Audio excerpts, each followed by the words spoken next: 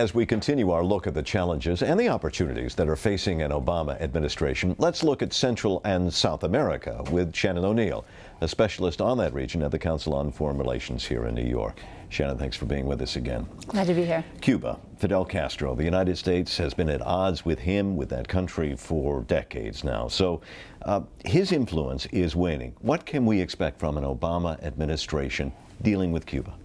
We'll see changes actually quite quickly in the Obama administration. I think we'll see an opening up of remittances to the region, of travel, particularly for Cuban Americans, and we probably will also see a closing of the Guantanamo Bay.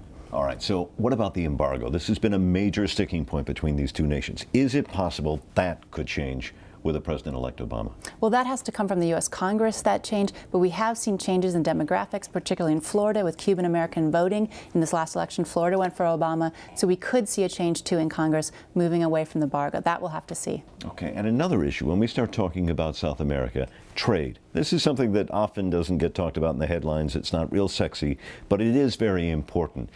There are some significant trade deals still to be closed or reworked in South America. Tell us about those. Sure. Obama was much more nuanced on trade than, say, John McCain was in the campaigns. We have a Colombia Free Trade Agreement, a Panama Free Trade Agreement awaiting approval in Congress.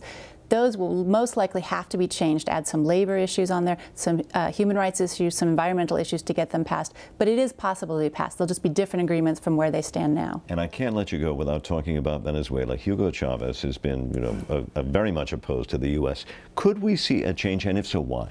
I think we will see a change there. One is that George Bush and Hugo Chavez had a real personal animosity, so that'll be gone. Two is that Obama has a very different profile, one that it's much harder to call a Yankee imperialist. And three, Hugo Chavez, with oil prices declining, has a much smaller microphone than he has in foreign policy before. So he will be less adamant on the world stage, potentially, than he has been. All right, there could be big change. Shannon ONeil, thank you very much, talking about South and Central America.